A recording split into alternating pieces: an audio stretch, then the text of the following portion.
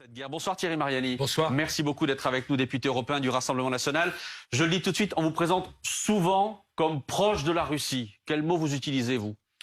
Je suis proche des intérêts de la France, c'est-à-dire que la France a intérêt à garder de bonnes relations avec la Russie. Ce qui est quand même extraordinaire, c'est que voilà, quand on est député, on pense d'abord à l'intérêt de son pays. Je pense que l'intérêt de mon pays, c'est pas de dire par exemple qu'on va écraser la Russie. Voilà, c'est tout. Ah ben voilà, vous rejoignez Emmanuel Macron. Pour une fois, oui. Ah ben Oui, voilà, on va en parler évidemment. Vous êtes ce soir face à Ulysse Gosset, que je salue. Bonsoir Ulysse, merci d'être avec nous. Ulysse, face à Antonin André et Pauline Simonet qui sont là. Et donc face aussi à cette image que l'on vient de voir, Joe Biden à Kiev, visite surprise. Je disais image symbole, mais image symbole de quoi pour vous ? Image symbole en réalité des États-Unis et de l'OTAN qui s'engagent pleinement dans cette guerre. Voilà. Je pense que dans cette visite, il y a... Pleinement, c'est-à-dire trop ? C'est-à-dire, on est prêt à se battre jusqu'au bout, c'est-à-dire jusqu'au dernier Ukrainien. Voilà, puisqu'en réalité, je constate qu'à Munich, ou avec cette visite, les Occidentaux disent qu'ils sont prêts à soutenir l'Ukraine, qu'ils sont prêts à lui donner des armes, c'est-à-dire on continue dans l'escalade, mais tout en disant que c'est un combat essentiel pour la civilisation, essentiel pour la démocratie. Faites-vous tuer les premiers, messieurs les Ukrainiens. On ne s'engage pas, heureusement, on ne s'engage pas dans ce conflit. Est-ce que ce n'est pas plutôt un autre message? C'est qu'un an après l'invasion de l'Ukraine, tout le monde, y compris d'ailleurs en France, aux États-Unis, pensait que ce serait plié très rapidement pour la Russie. La Russie avait d'ailleurs l'ambition, puisqu'elle était aux portes de Kiev, de prendre, d'envahir l'ensemble du pays, que finalement, un an plus tard, les Américains, mais d'autres dirigeants occidentaux sont venus avant lui à Kiev. Eh bien non, finalement, la Russie n'a pas réussi à faire plier, l'Ukraine n'a pas réussi à faire plier Zelensky. Est-ce que c'est pas ça, surtout, le message que le constat est double, vous avez raison. Les Russes attendaient certainement à une opération style Géorgie très rapide. De ce côté-là, c'est un échec. C'est très clair. Mais je me souviens aussi de propos des Occidentaux qui s'attendaient à ce que la Russie, immédiatement, soit, ruinée économiquement. Je me souviens des déclarations de M. Le Maire ou d'autres. Là aussi, c'est un échec. Et donc aujourd'hui, on est un an après dans un conflit qui est extrêmement meurtrier. Moi, j'avoue que j'avais un certain malaise quand je regardais les images.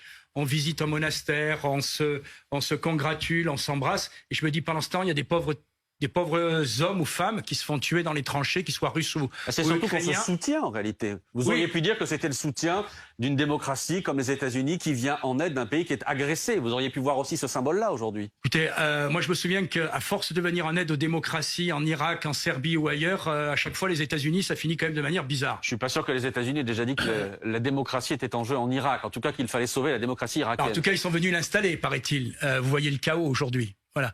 Non, je pense qu'aujourd'hui, cette visite, c'est effectivement un message très clair à la veille du discours de Vladimir Poutine. Et pour lui, c'est presque une aubaine. C'est-à-dire qu'en réalité, aujourd'hui, demain, il va pouvoir s'adresser aux Russes en disant, vous voyez bien que c'est pas du tout quelque chose entre l'OTAN et la Russie, mais quelque chose où en réalité... C'est plutôt pas entre l'Ukraine et la Russie, et la Russie, c'est quelque chose entre l'OTAN et la Russie. Et tous les Occidentaux se liguent contre nous. Donc je pense que ça va être un discours au contraire très ferme, où il va faire un appel à l'unité de la nation et où, à mon avis, il va essayer de remobiliser son pays. Pour comprendre d'où vous parlez, parce que Maxime a commencé par là, mais est-ce que vous considérez que la Russie a mené une agression insupportable et illégitime en Ukraine et que donc il est normal que la communauté internationale se mobilise contre cette agression? Et par ailleurs, vous disiez tout à l'heure que vous étiez un député qui défendait son pays. Vous n'avez pas du tout, vous, d'intérêt personnel, financier, amicaux en Russie, parce qu'il y a eu un certain nombre d'affaires. Je vous rassure, si j'avais des intérêts... Il y a notamment le Parlement européen qui vous a reproché d'avoir été observateur en Crimée au titre de député européen au moment du référendum. Donc c'est juste pour qu'on sache de vous parler. C'est-à-dire, est-ce que la Russie est bien agresseur? Et vous... Quels sont vos liens précis avec la Russie? Figurez-vous qu'entre le fait d'avoir été ministre, le fait d'avoir été député, le fait d'être cité en permanence comme un soutien de la Russie, je pense que tout est décortiqué en ce qui me concerne. Je vous rappelle que j'ai été aussi candidat au régional il n'y a pas longtemps. On m'a décortiqué 600 fois sur les histoires de la Russie. Plus que décortiqué, le parquet a ouvert une enquête. Que par moment, certains puissent avoir des convictions qui ne soient pas forcément celles de la majorité. Vous n'avez jamais été au capital d'une société russe? Non, je n'ai jamais eu de société russe. Franchement... Non, au conseil d'administration d'une société russe proche de Je n'ai jamais été au conseil d'administration d'une société russe. Il y a un article qui traîne d'une société qui n'a jamais été déposée. Voilà, et c'est tout. Et chaque fois, on me le ressort. Écoutez, par contre, j'espère que vous poserez à certains interlocuteurs qui sont ici, s'ils sont dans les think tanks américains. Non, mais je le dis aussi, parce que quand je vois des fois passer sur BFM des gens qui émarchent dans des think tanks américains, voilà, moi, je n'ai aucun intérêt en Russie. Que les choses soient claires. Voilà. On peut rappeler aussi, on est obligé de le faire aussi, que le parquet de Paris enquête sur de possibles faits de corruption, de trafic d'influence. Oui, ça fait 2 ans. Hein. Oui, ça fait 2 ans, mais en tout cas, on le rappelle aussi. Oui, d'accord, ça fait 2 ans. Et je redis, grâce à vous, que si un juge veut me voir, j'accours dès demain. C'est même pas la peine qu'il demande de la levée de mon immunité. Mais vous savez, par moments, c'est facile d'ouvrir une enquête pour salir les gens. Voilà. J'ai des opinions qui ne sont pas les mêmes que la majorité en ce moment. Votre opinion, c'est que la Russie est l'agresseur dans ce conflit et que c'est une agression illégitime. Je dis simplement que, pour moi, la guerre n'a pas commencé il y a 1 an. Excusez-moi, la guerre a commencé... D'abord, la guerre... Non, c'est l'invasion russe qui a eu lieu. C'est l'invasion russe de l'Ukraine qui a eu lieu il y a 1 an. L'invasion russe, oui, l'attaque de la Russie vis-à-vis de l'Ukraine. L'invasion d'un territoire indépendant. Pour moi, ça a commencé d'abord militairement en 2014. Où depuis 2014, on a des combats dans le Donbass. Oui, avec des infiltrations de Russes qui soutiennent les indépendantistes du Donbass. Et avec l'armée ukrainienne qui ne respectait pas, elle aussi, les deux ne les respectaient pas. Les deux parties. Accords, c'est ce que je dis. Non, mais là, on parle de l'anniversaire de l'invasion de l'Ukraine par la Russie. Vous me prenez le film au milieu de l'histoire. Il ne faut pas remonter à Catherine II et à... Non, mais attendez, moi je remonte pas à Catherine II, mais il faut quand même aussi, pardonnez-moi, c'est très sympa de prendre le 6e épisode avant d'oublier les 2 premiers. L'Ukraine, ça a commencé comment ? Monsieur Gosset, vous connaissez l'histoire aussi bien que moi. Par une déstabilisation du Donbass par les pro-indépendantistes, pro-Moscou. Ça a commencé avant. En 2014. Ça a commencé en 2013-2014 par un traité économique que l'Union européenne a voulu signer uniquement voulait être le seul signataire avec l'Ukraine, alors qu'une partie des Ukrainiens voulait un accord à 3. Et cet accord a commencé à tout déstabiliser. C'est là où il y a eu Euromaïdan, etc. Et après, il y a eu effectivement les événements militaires dans le Donbass. Mais ça veut dire que c'est une histoire qui n'a pas commencé il y a 1 an. C'est trop simple. Non, mais d'accord, mais l'invasion, elle a eu lieu il y a 1 an. Sur ce point, est-ce que vous pouvez vous prononcer? Vous la condamnez fermement? Je pense que c'est une erreur d'avoir attaqué, oui. Mais vous la condamnez? Ça veut dire quoi, la condamner? C'est-à-dire il faut que Poutine se retire ses troupes. Et mais moi, je suis pas là pour respecter l'indépendance de l'Ukraine. Ce que je condamne, c'est la guerre. Je veux dire, en ce moment, vous me demandez de savoir... Qui l'a provoqué, la guerre? Qui l'a provoqué? Les deux. Excusez-moi, écoutez, même si ça vous plaît pas, les deux, je dis... Tout à l'heure, vous avez repris un argument de Moscou. Vous avez repris un argument de Moscou. Quand les États-Unis... À propos de la guerre en Ukraine, vous avez repris un argument de Moscou. Vous avez dit, la visite de Joe Biden, c'est le signal qu'on va tuer jusqu'au dernier Ukrainien. C'est exactement ce que dit Poutine. Non, c'est ce que dit Poutine. Est-ce que c'est pas plutôt l'inverse? C'est empêcher que tous les Ukrainiens soient annexés, tués, éliminés s'ils ne sont pas d'accord avec Moscou? Je dis simplement que j'entends sur tous les plateaux des gens qui disent c'est une guerre de civilisation, c'est une guerre pour la démocratie, c'est une guerre pour nous sauver. Mais si c'est ça, il faut qu'on y aille.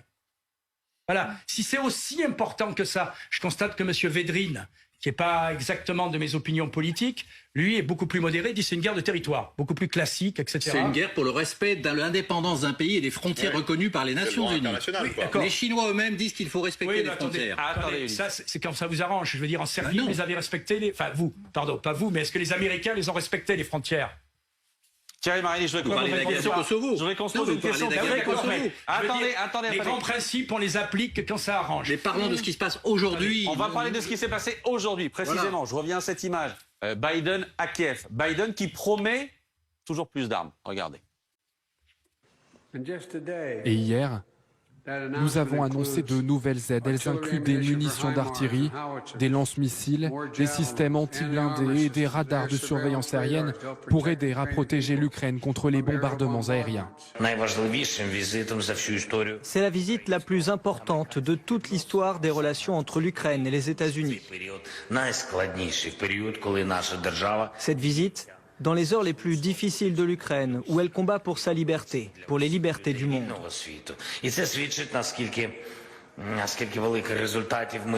Les résultats que nous avons déjà obtenus sont historiques, parce que nous sommes désormais ensemble, avec le monde entier, avec les États-Unis, avec l'Europe. Toujours plus d'armes, dit Biden. Est-ce que vous dites, vous, au contraire, qu'il faut s'arrêter là? Je pense qu'aujourd'hui, il vaudrait mieux essayer de négocier la paix plutôt que donner toujours plus d'armes, parce qu'où est-ce qu'on va s'arrêter? Voilà, d'abord, il a voulu des finances, on a donné des finances. Après, il a voulu des munitions, on a donné des munitions.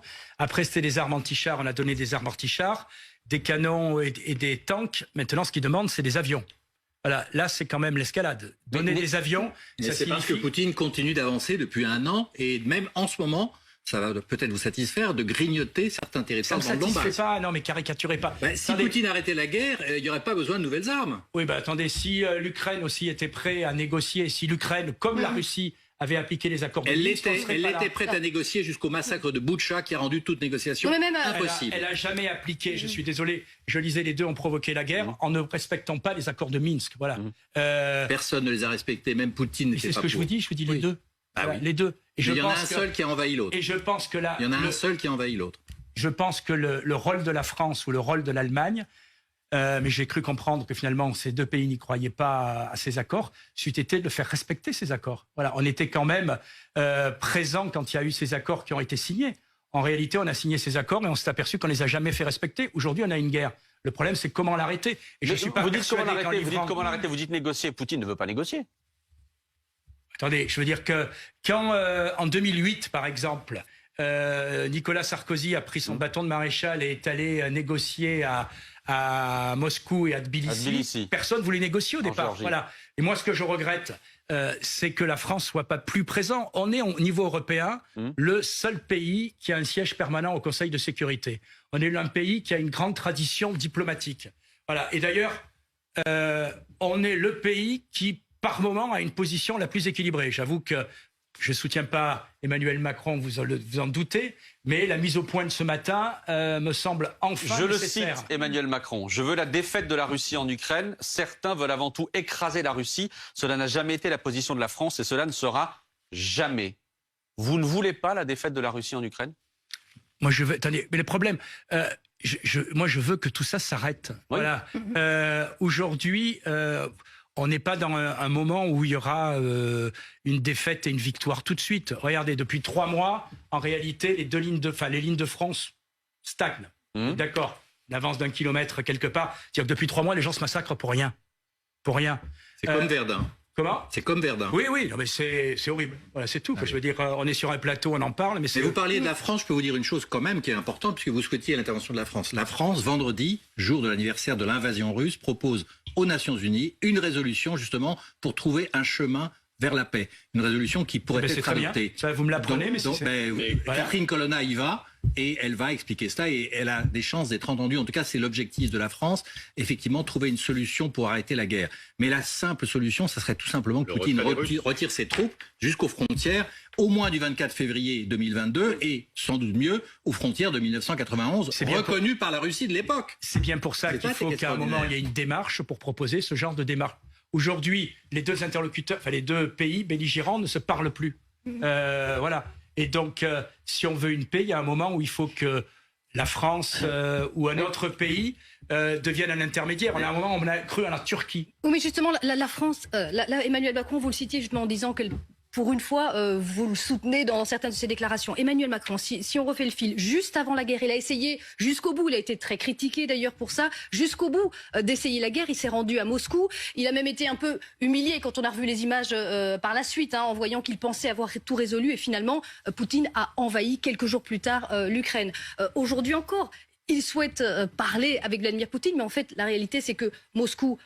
du côté de Moscou, on ne le prend pas au téléphone. Donc on a l'impression quand vous demandez des négociations que c'est la faute des Ukrainiens, c'est la faute des Occidentaux, c'est la faute de la France, et que c'est pas avant tout la faute de Moscou qui ne souhaite absolument pas prendre l'angle. Bien sûr que c'est la faute aussi de Moscou. Bien sûr que c'est la faute aussi de Moscou. Sauf que quand vous voulez négocier la paix, au moins négocier un cessez-le-feu, si vous commencez par répéter un jour sur deux que vous voulez la défaite d'un des deux, vous n'êtes pas forcément aujourd'hui le mieux placé pour entamer cette négociation. Le paradoxe aujourd'hui, c'est que ce sont des pays comme la Turquie ou d'autres qui sont, j'allais dire, un peu à l'écart de ce conflit, qui peuvent être des puissances de négociation, et malheureusement pas nous, parce que je constate quand même qu'entre les propos d'Emmanuel Macron à Munich et le lendemain la rectification à Paris, vous reconnaîtrez qu'il y a quand même une... Mais vous ne vous réjouissez pas de l'Union européenne, de l'unité vous ne vous réjouissez pas de l'unité de l'Union européenne sur ce dossier ? Je vais être franc avec vous, je pense que l'Union européenne, dans cette crise, pour la France, est un boulet.